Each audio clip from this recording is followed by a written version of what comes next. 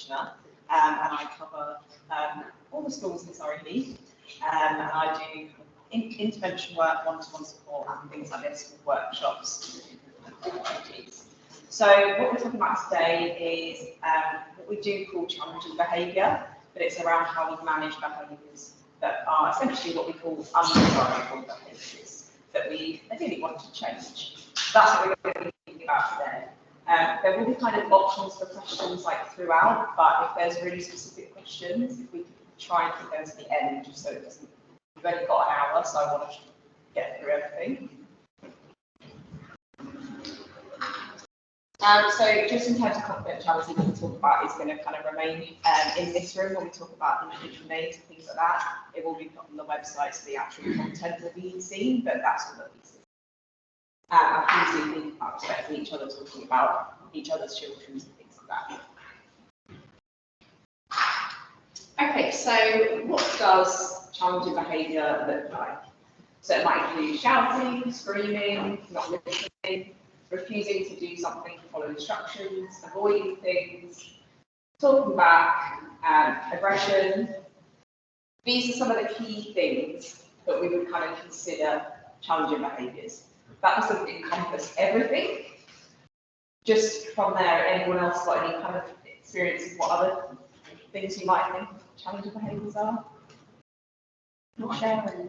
Not sharing? Yeah. She finds it really difficult to share, even if I explain. Yeah. She's just like, no, it's not. Yeah, definitely. Thank you. Yeah. What were you going to say? Fighting. Fighting. Yeah. It's like that. I suppose it's aggression, but fighting. Yeah. Yeah. Ignoring. Ignoring. Yeah. If you've given an instruction, for example, and they've ignored your instruction, what do you mean? Yeah. Crying. Crying. Yeah. Cool.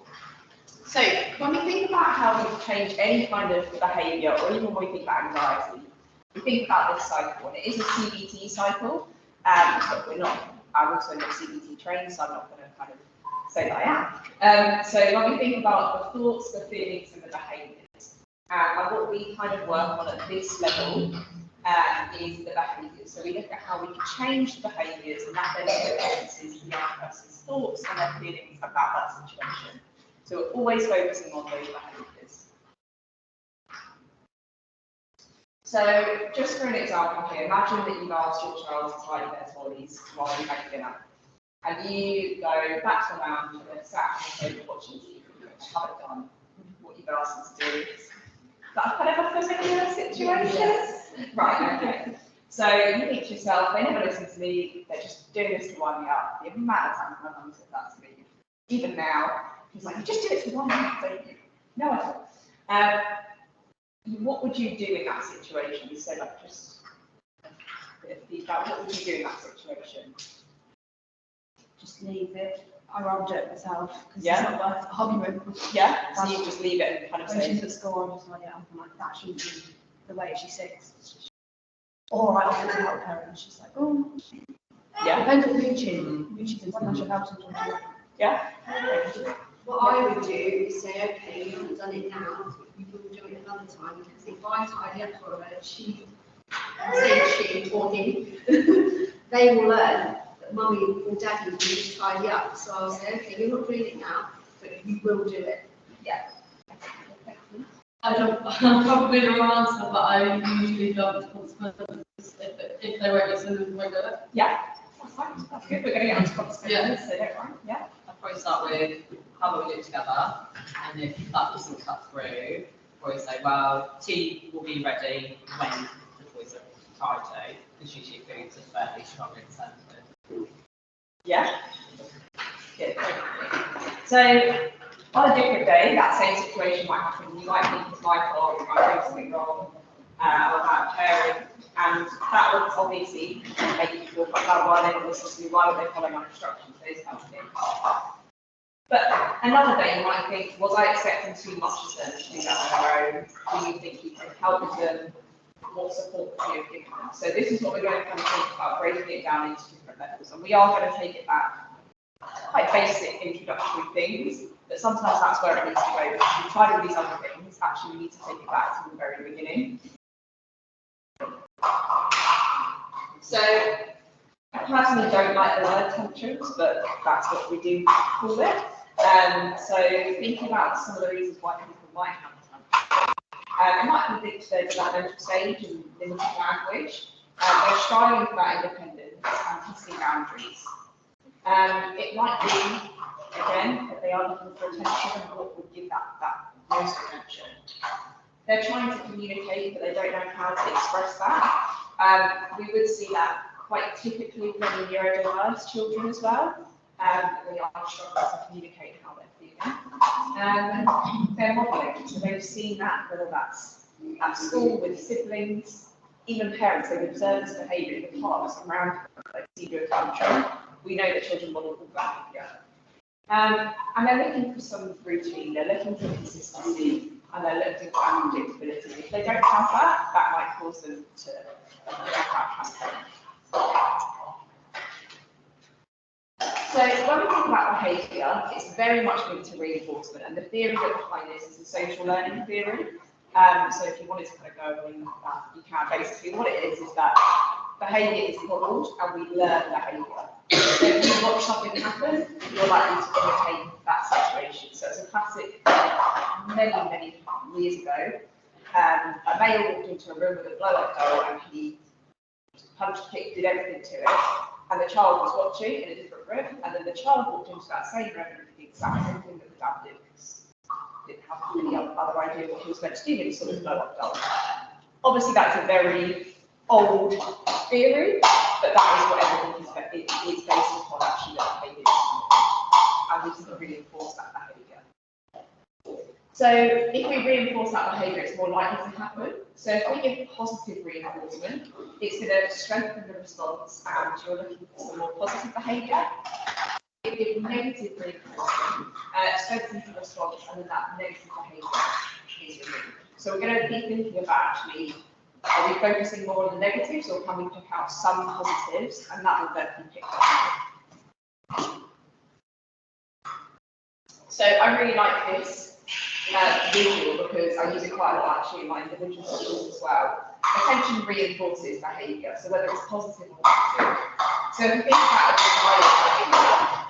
that they've tidied up really nicely, they've used their manners, whatever. If we praise that, that encourages that behaviour. If we do not give any attention to that behaviour, it's going to decrease, because they think, well, I'm doing it anyway, but no one's actually acknowledging that I'm doing it. But if there's undesirable behaviour, and we give that attention, it's going to increase, because I've got that attention I was looking for. I didn't get it when I actually did something right, or what I was meant to do. And if you ignore that behaviour, it does decrease. So that probably feels really bizarre. And when we get to one of the techniques later, all parents just kind of laugh at me, but I would say I have quite a good track record with one of the skills that actually does make a difference. So when we get to that, thinking about how we ignore it, we'll talk about that a bit later.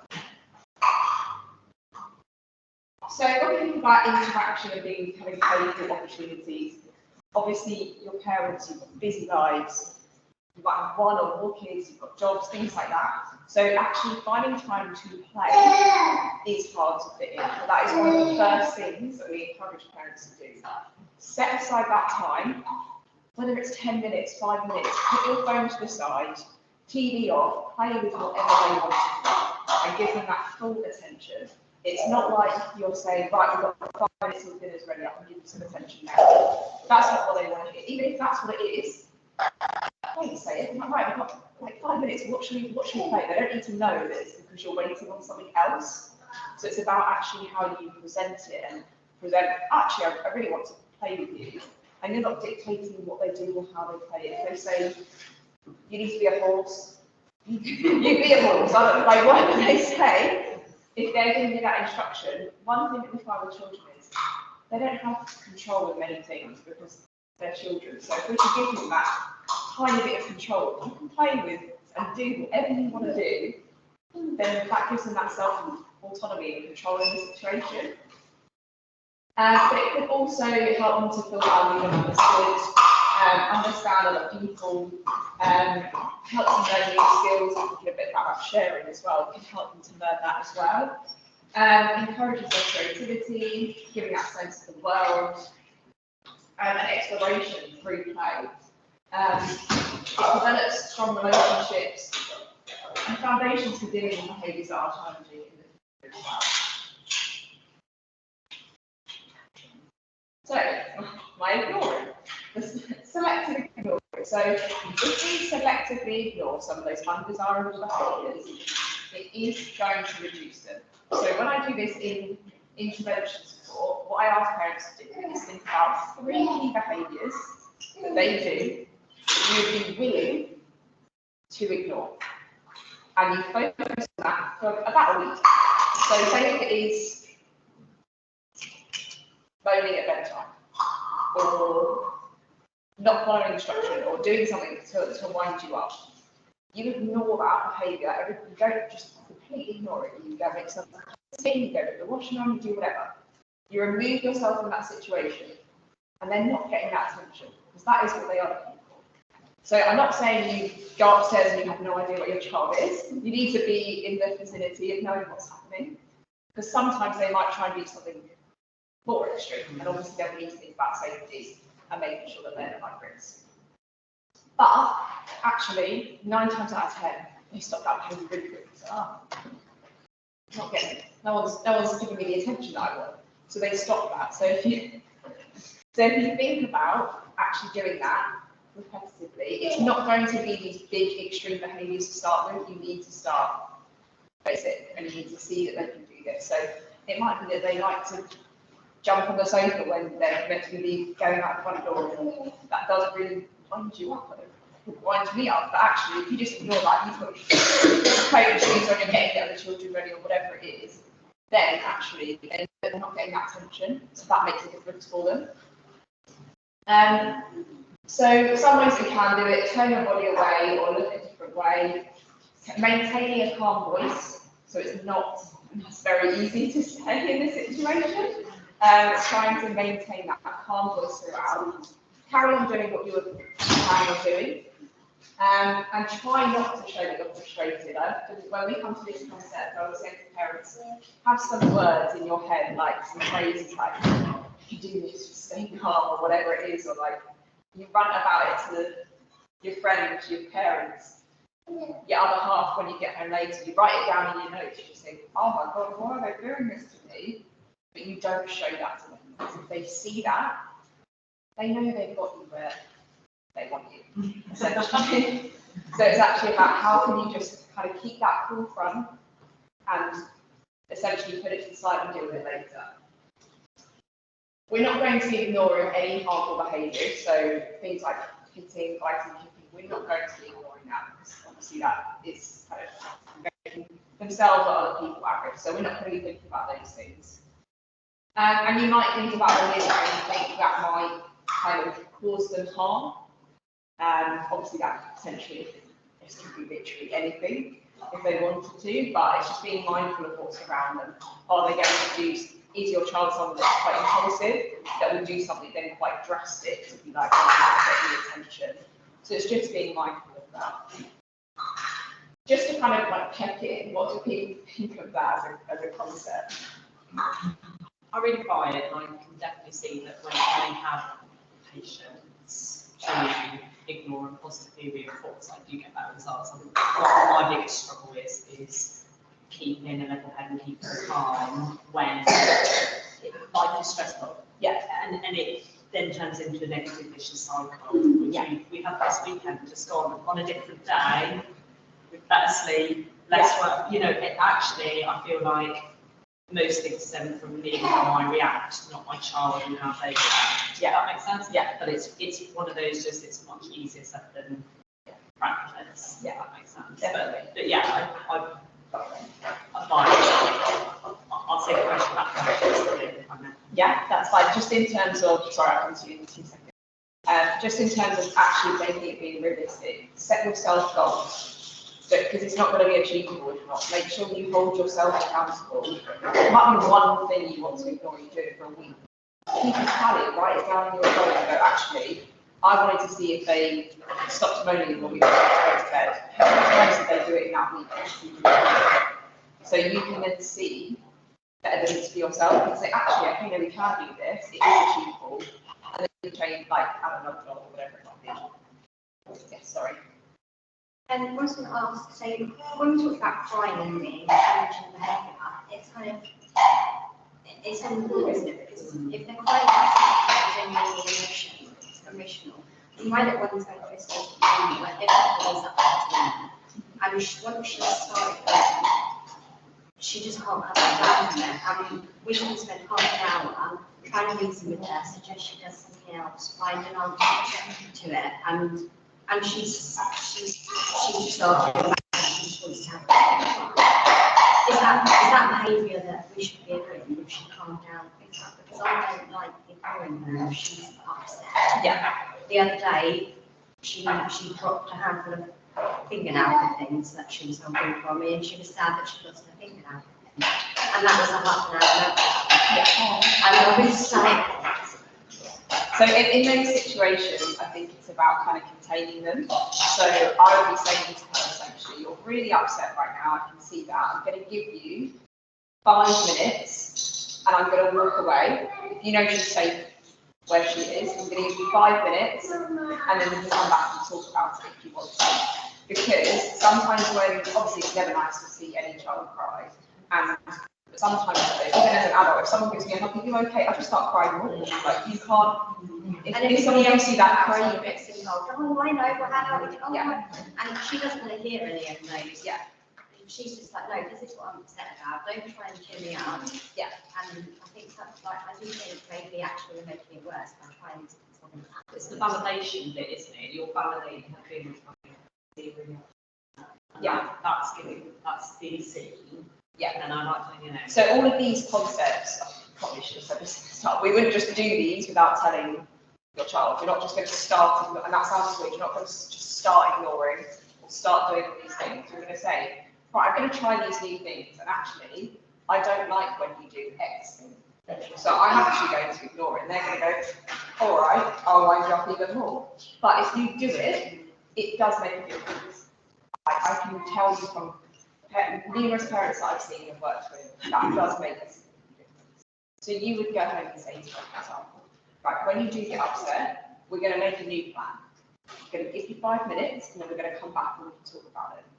And she might not necessarily be happy with that in the moment, but if you practice it, I'm not going to say 100% guarantee, but I think there'll be a change in whether that maintains. But that also depends if you feel comfortable. All of these things are if you feel comfortable doing that. Any other thoughts on? When it comes to ignoring, I think it's like time constraints. Like if it's not getting ready for bed or not getting ready for school, but you obviously need to leave. Yeah. There's a point where you can't ignore it because you need. Yeah. No, yeah, completely. So my advice would be to be starting with something that's not so time constrained. Going to school is obviously very time constrained. Depends on the flexibility of the evening. If you've got scope to make move bedtime earlier, if you're thinking it's going to be then prolonged, you could move it 10 minutes earlier when you've got that more time.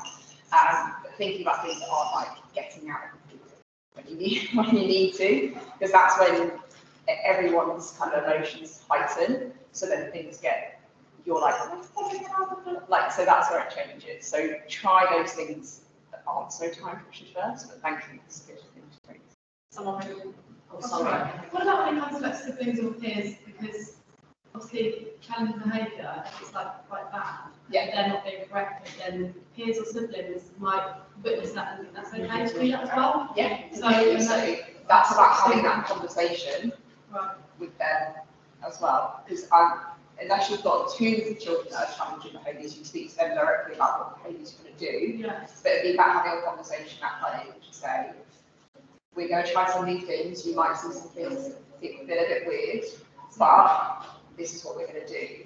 And 9 times out of 10, the other sibling would respect that more than you just say, I'm going to let them get away with it. I think also like even in school as an example, if there's behaviours that they're witnessing that might not be okay, but actually might be using an approach like this where they're thinking actually this might be more beneficial, I guess, to talking to the child, so well, that might be reason why that's happening and just don't do it yourself.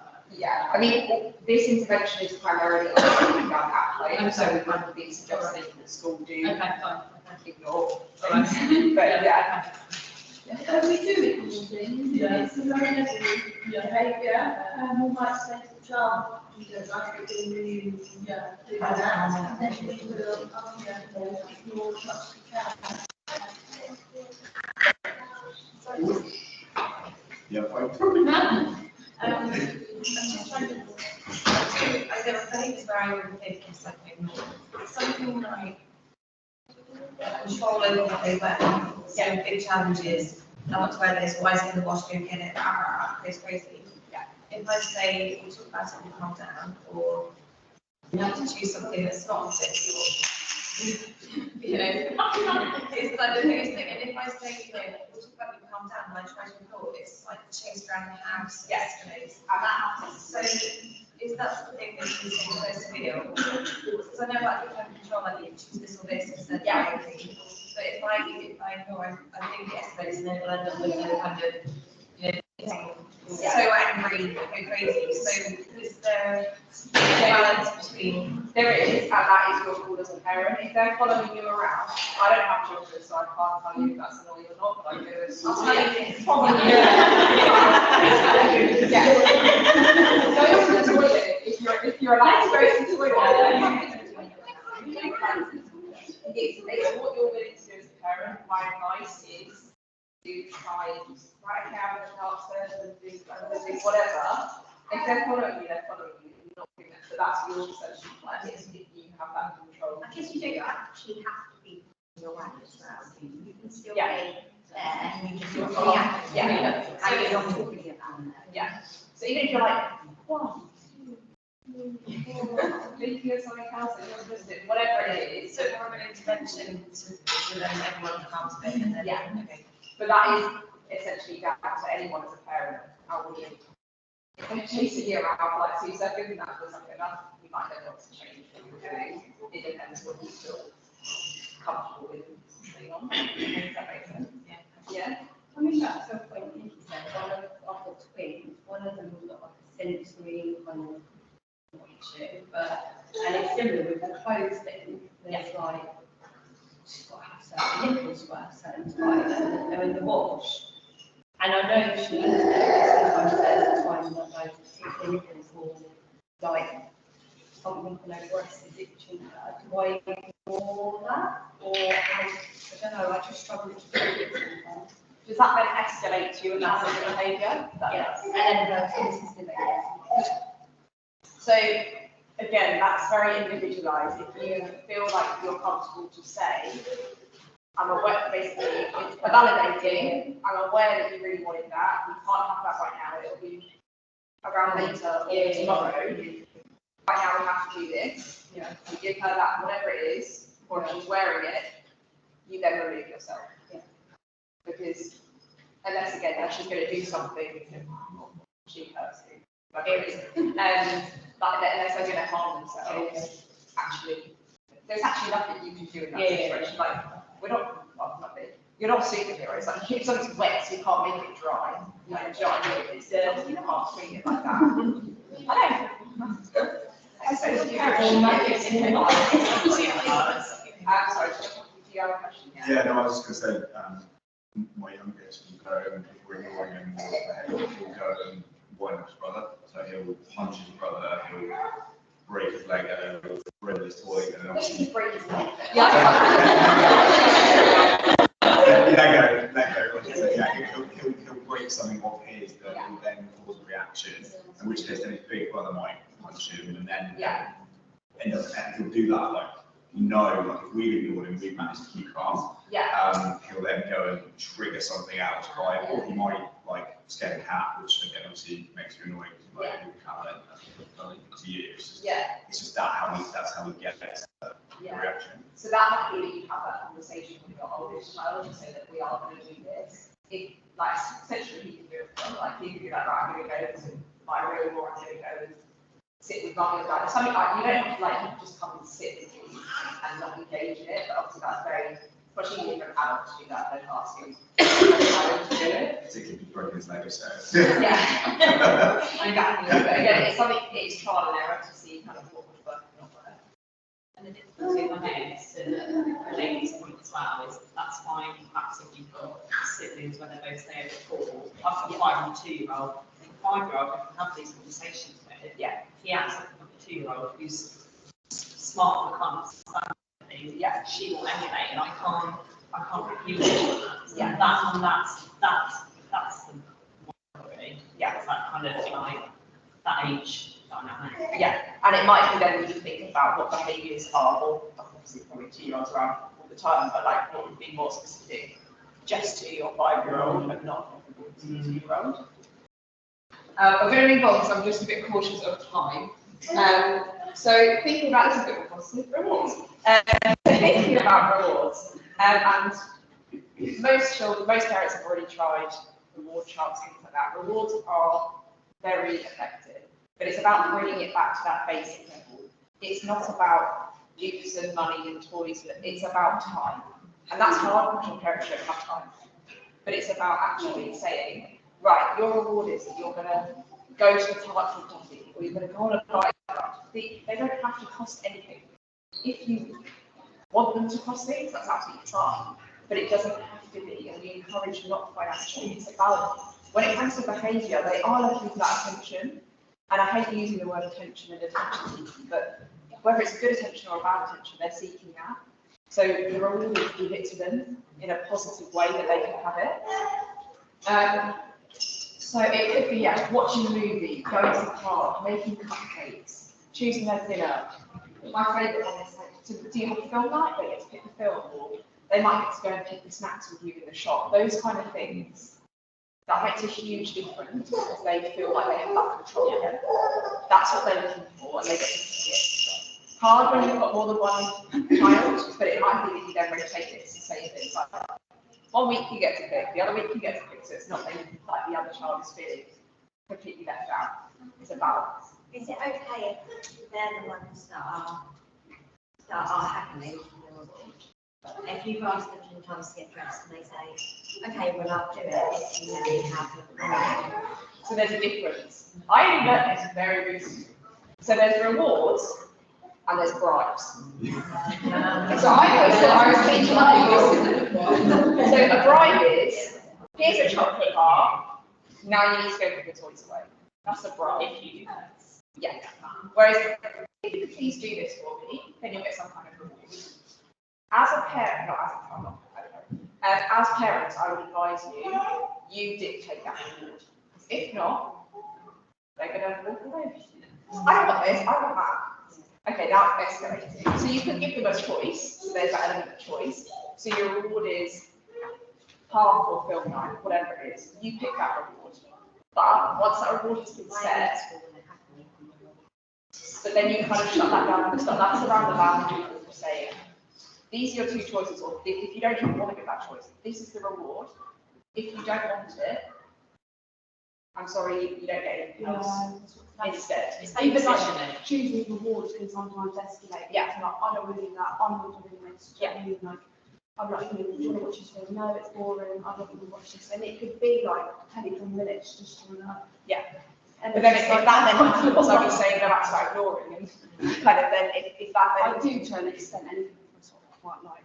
Yeah. Not just pick on every single thing she does. Yeah, and that's why it's taking it back to starting with small things. She can go to the park, things like But then it's like if you said, right, it's park on a Saturday morning, it is park on a Saturday morning. And it's all about how you position it. Like, there's plenty of things like that on this in terms of parenting. That one thing we've done successfully, probably for about a year now, around this, is we have a sticker rewards thing, like 10 little places for stickers, but the rewards are based on like altruistic behaviours. So it's like if he does something kindness, does something new for the first time, here at the report from school saying, right mate, have a sticker. So it's not it's unexpected, and every time he gets a new chart, say, right, what is saving yourself up for? Because you get control, positive reinforcement, and that kind of motivation and recognition. Yeah. And it's not wrong, it's very much not. And sometimes I say, oh, can I have a sticker for that? So you don't buy me another juice when, And that's something that's that's worked really well with Christmas. Yeah, and where you've done that for a long time now, that's going to be really effective, right at the beginning. Embedded now. Yeah, at the beginning, you might want to think about, right, yeah, we need to do this 5 times, and then you get the separate reward. But then it obviously, I'll come to you. But then if it continues, then like, oh, well, I've done it all 5 times, so I get that reward now. But you need to set that expectation. If it's 5, then it might be 10, then it might be whatever. You are the ones that dictate what that then looks like, rather than them having that control. If they don't accept that, you have to say, well, you don't get a reward then. And that's probably feels very uncomfortable and not very pleasant, but that's the boundary that you then need to set. Just go to the back first, yeah. Is in the A, you need to know, so not have too many options for rewards. Either A, yeah, we're going to go to the park, or B, we're going to go to the shop, but only if like a certain type of my daughter, she might realise the bank card, which if I just give me the bank card, mine is what that is on Friday night, special treats, regardless of whether she's thinking that or not. I still get to it that Friday goes to the shop, and just give it like £2, and that's it. And, you know, she often gets into it and says, oh, you want 25, no, £2, that's the yes. I've only learned that because Friday might work parenting days over 6 weeks, but it's still trying to put it into practice, it's really challenging. My daughter's going on 20 at only 8. Yeah, and I was just going to say there's a reward. Say like they have that behaviour. So you can give that reward or regardless. No, so at the start, we kind of looked at how to increase and decrease desirable and undesirable behaviours. So if you give attention to that undesirable behaviour, that's going to increase. So that's why we need to ignore that behaviour. So essentially, that would be your fault as a parent if you think actually they haven't done X, Y, Z in a week to warrant that reward. I wouldn't be advising them to give it. There might be a compromise. So it might be that, okay, so you get a pound instead of 2, like, because actually you haven't done X, Y, Z behaviour, or you've done this instead. So you're still going to get a reward because there's probably going to be a little, hopefully one good thing that you have a for something. So actually you're still going to get some reward, but it's not to the level.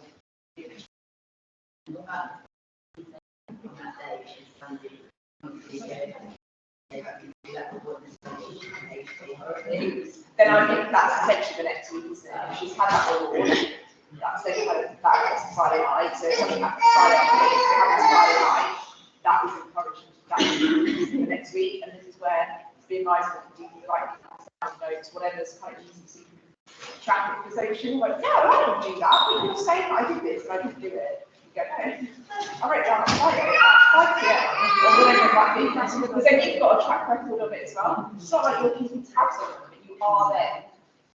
Because then if not, you can think, did she do that? Did she not? Like, am I second guessing what happened? Last Friday was a long time ago. There's nothing to actually document it. It's not easier to track.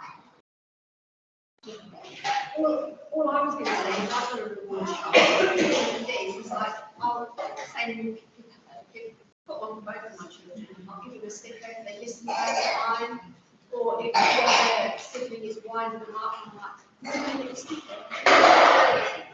And I try in the past, it's totally done. Yeah. I have to say that I have tried to walk or sometimes step away from the situation. And when they are basically being moved over, I try and make a big fuss of it, try and emphasise it. Yeah. That kind of thing, that's what I was going to say. Yeah, no, that's the key thing. I also as a parent, it feels very maybe uncomfortable to be cringy, be over the top, like if they've done something good, whether it's like they just put their toys away once, but she's like, thank you so much, I'm really good, I'm really proud, or whatever it is. The more over the top you are, the more cringy you are, the more they're going to go, okay, notice that I'm doing this, and then that negative behaviour, when you're ignoring that, that then reduces, and then you feel like, well, every time I do something right, like, it might be to the point where I think, oh my God, stop being so like over the top, at least you're then showing that praise and that reward, kind of side of it, that verbal reward. Okay, so I've kind of gone through this anyway, thinking about the right, the child's in control, whereas positive reinforcement, the adult is in control. Do try and make it as fast as possible in terms of that reinforcement. If something's happened, try and give that as soon as you possibly can, rather than say like they did something good in the morning and you say it in the night at your like bedtime. Oh, you did that really well this morning. That's got no relevance then at that point. You need to do it in that moment as soon as you can afterwards, because if not, it's just not as effective. Same with when we come to thinking about punishments and kind of consequences, we do want them to be as close to the situation as possible, so it has the most impact. So making praise effective, so being sincere and specific, not saying, well done, mate. Well done for what? Like, you need to be really clear on what they've done. Well, good job today. What did I do that was good? Like, you need to be really specific about what they have done. Give it immediately. Thinking on mastering the skills and not comparing to others. So it's not like, oh, you didn't do this right, but your brother did, or something like that. It's never about comparing them, it's about having them as an individual. You might have a child that presents with no behaviours, but you can still use all of these skills with them just to show that there's that extra support. You can do reward charts for them, all these things. Obviously, we're taking this to those children that do challenge with behaviour. Avoid criticising when you can. Oh, you did that really well, but you could have done that 5 minutes ago. And actually, that's not knowing how, like, you're giving that praise at the start, then it ends on a negative. Even if you think that in your head, thank you so much for doing that. Whatever, as long as you're actually in that moment, then, yeah, I did do it. So that's the main thing. It's like, actually, what are we expecting? What are we expecting our children to do? Are we expecting too much of them? Actually, we need to just take it back a bit. And often it's because we feel as parents like, well, I did that when I was that age, so why can't they do it? Every person's different, every individual's different. All of your children would have gone through, like COVID, like that's had an impact on probably the majority of your children's lives as well. So actually, are we expecting too much of them? They've had a significant period of time where they've not been in school or in that environment potentially. So it might be that they just are not at that emotional level yet, which is absolutely fine. So yeah, avoid waiting for that perfection to praise it. If it's good enough, praise it. Don't wait for that perfection, because you'll be waiting a long time. So just a few examples here, thinking about what is effective, what is not. So you tried really hard to say that drawing, the colouring is really tidy. Do you think that's good? Yeah? I suppose you're commenting on their colouring and how they're surely, yeah, like, I wouldn't be like that colouring is really good, you've done really well. That's really tidy. If she used to do it again and it wasn't tidy, she'd be like, well, it's not tidy, is it? I can't do it. Yeah. So yeah, elements of this, really nice and very specific. But yeah, the ending, it's not like a trick question. Actually, if there's someone that actually is a really good drawer and that shoots a really fancy one, comment on that. If it's not and they actually usually aren't that great, yeah, it might be that, well, it's rubbish this time, you said it was good the last time and now it's not. But that's dependent on your child. Thank you for helping me know the dishwasher. Why can't you always do like that? So yeah, we're looking at the first bit. Thank you for helping me load the dishwasher.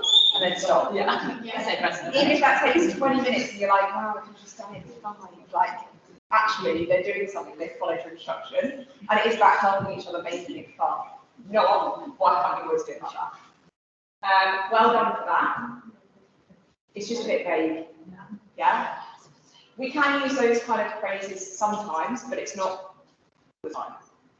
Because we want to be as specific as we can. Good boy for going to bed the first time I asked. I think that's quite a good thing.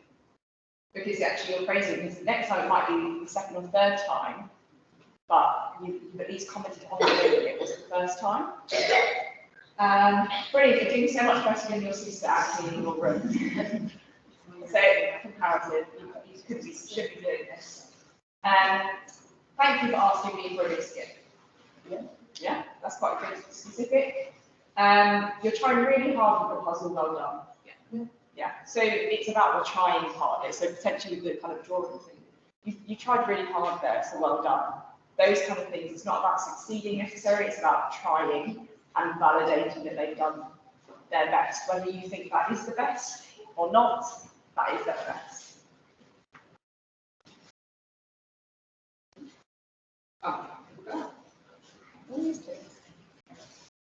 So thinking about refocusing then, so we can try and kind of refocus their attention. We call this acknowledge, contain and distract. So it helps to validate the child's feeling and then encourage them to focus on something else. So for example, I can see you're angry, but it's not okay to shout, or we don't shout in this house.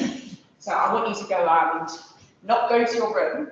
I want you to go and do some drawing, or I want you to go and write a letter, or I want you to go and play in your room, something like that. Not I'm sending you to your room. Because, I mean, I know when my parents said that, I was like, great, you want me to go with my phone and my laptop, great, I'll sit up there for like the next 2 weeks if you want me to. But actually, if you're sending them to their room as a consequence, I'm sure they've got books, toys, whatever in their room. That's not a consequence. We don't want this to be a consequence. We want to redirect their attention so that they can go and focus on something else. Does that make sense, concept? Just asking the guys of tantrums. I do suspect this is more in probably older children, but so my just turned 2-year-old is a real tantrum queen. And so I kind of have a double questions, okay? So one is, to the point earlier around kind of containing them, making sure they don't hurt herself. Her thing is she'll bang her head against the floor. We try and take her onto a carpeted area and sort of just, you know, try and make sure she doesn't hurt herself too much. But if you try and kind of, you know, physically contain her, she'll go mental. We've kind of noticed the only thing that really cuts that tantrum off is popping the TV on or something, just to switch her attention. Yeah. From your point of view, is that, you know, survival mode, kind of getting through the tantrum stages, if that's effective, is that okay? Is there a better way of dealing with it? So we're a bit lost with kind of how to, when she's so red, when the red mist is kind of, you know, December, and she's so angry, kind of what to do, she will hurt herself. And us, she hurts us, you know. So, I mean, in terms of the distraction, yes, I think that's fine. In terms of kind of in a risk kind of safety way, it sounds awful to say this, it's just only 2, but how else can we make that safe? We need to encourage you to at least put a pillow down. Yeah. Things like that. Yeah. Like, in that moment, you're not going to be able to change her from doing that specific behaviour, but how can we make it slightly safer? Is there like a fluffy pillow that she can use, or something? Can she put a hat on or something like that? At least, and the idea with that is you don't use words, because words aren't going to sink in that moment. Even when adults are angry, like you say, oh, chill out, you'll be fine. No one just goes, okay, I'll chill out then. You're fighting. Oh, do you know what I mean? Like road rage, and then like, oh yeah, I'm absolutely fine now. Like it stays in your body. So actually using kind of visual things really help you there. So it might be that you have like a little cast pillow and you just show her that and you put the pillow down, or something like that. So it's more of a visual cue to support that. That's interesting, because actually the most effective thing is just to go. But at the moment, it's so awful seeing what they're doing, and you're just like, oh, please don't do that. I can't, it's not effective. Yeah. Okay. Gonna move on. So thinking about routines and boundaries. So these are important. They provide that safety, that security. It makes it easier to manage, and they know what's coming next and what's expected of them. We know that all children really benefit from those routines, particularly those that are neurodiverse as well. That has a real impact on how effective kind of their daily routine can be. So when we think about behaviours that are expected and kind of behaviours as examples, thinking about kind of commands, consequences. So behaviours that I guess are typically expected: wash your hands before dinner, always when you finish playing, or potentially making the bed in the morning. Unacceptable behaviours like hitting siblings, shouting, throwing things. They're kind of your typical behaviours that you would expect to see and not expect to see. So when we think about kind of commands, essentially instructions, these are some kind of top tips to kind of how we make that most effective. So Avoid unnecessary commands. Are you asking them to do that because you think, oh, it's really frustrating, everything's a bit messy right now? Is it an essential thing? Yeah.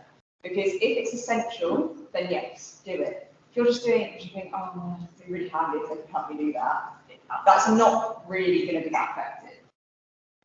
One command at a time. You see with instructions, if you give a whole string of instructions, right, can you put your shoes on, put your coat on, get your bag, go inside the car, they might just about put their shoes on, because they're not going to remember all those things. So it is, can you put your shoes on?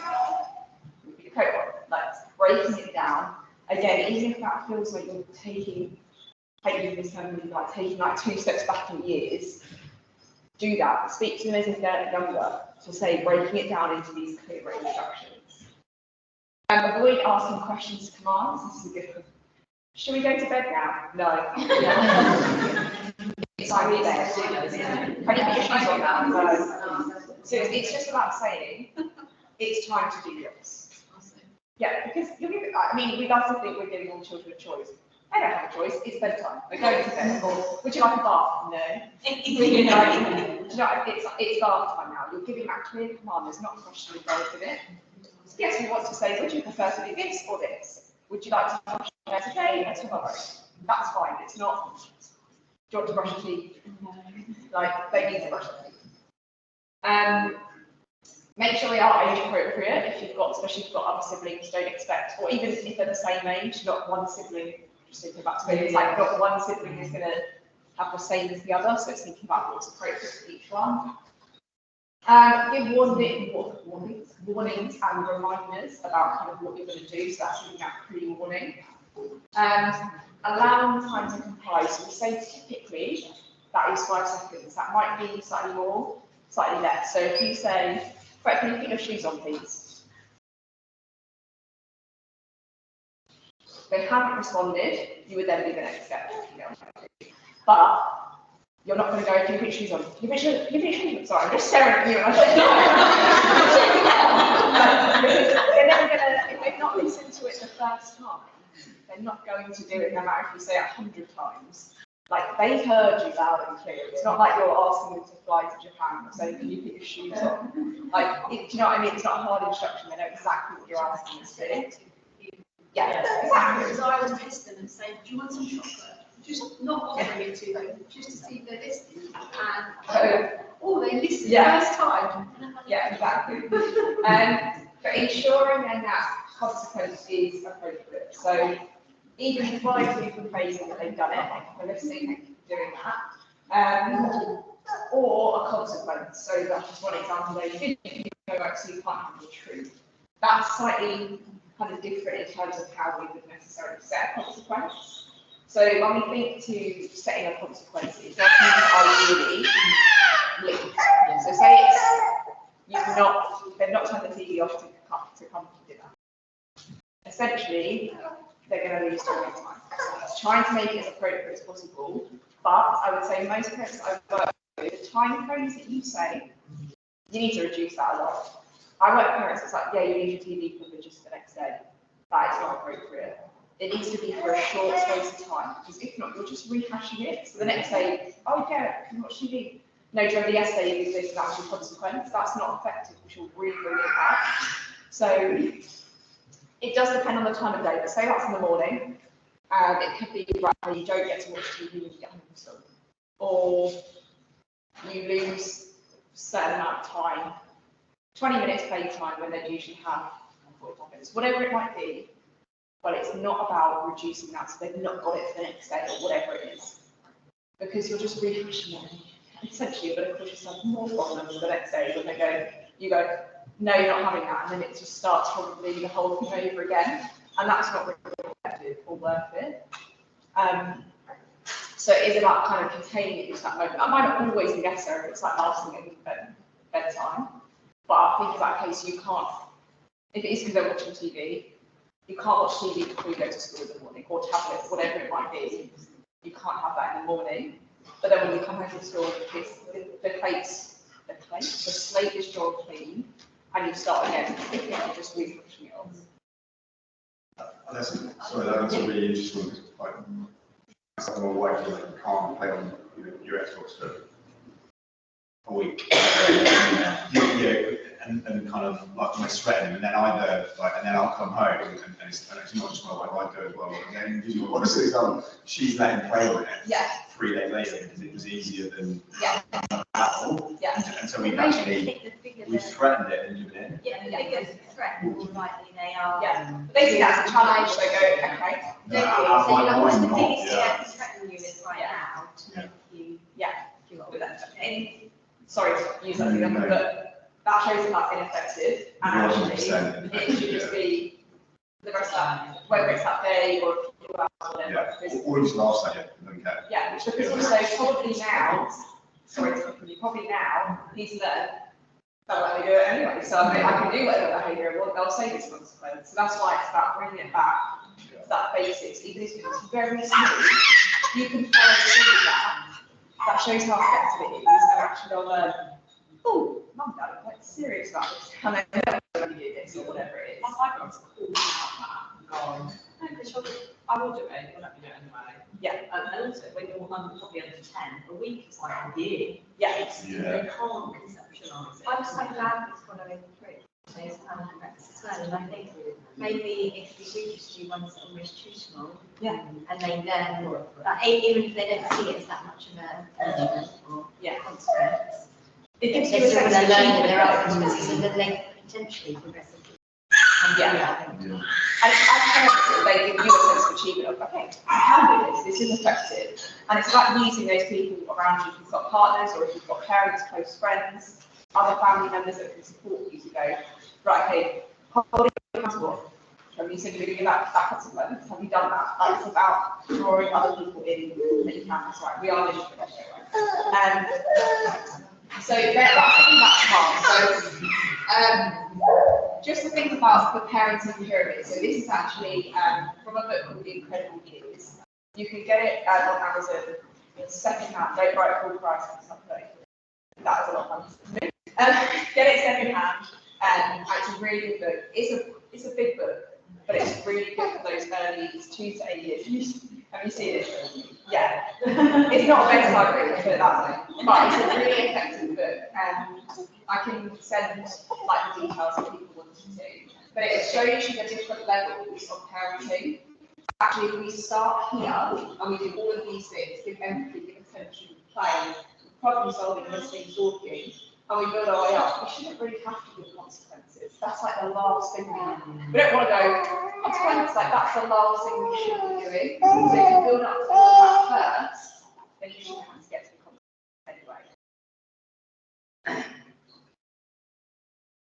So just thinking about, oh, I've actually got it on the next slide of the books. So just the last thing here, thinking about some things about Parenting Smart. So Parenting Smart is a website, it's going to be on the PowerPoint as well.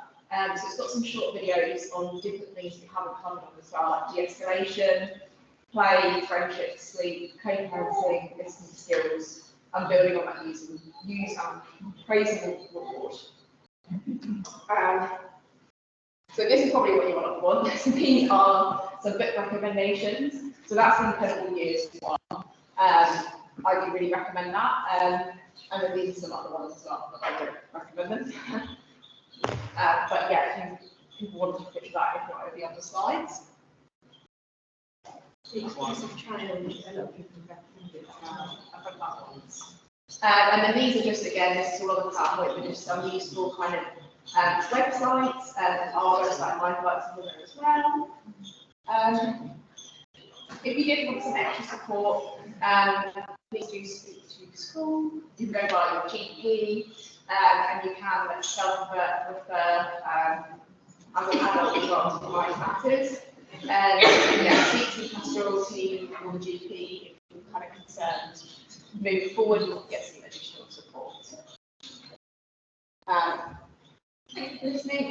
We do have feedback forms. It would be really helpful. I know they're not paid, but it would be really helpful. Just we're also going to ask if there's other workshops that you would find helpful. So if you can pop that on there, that would be really helpful. So you can even fill it in. I didn't even count what time it is, 10 o'clock.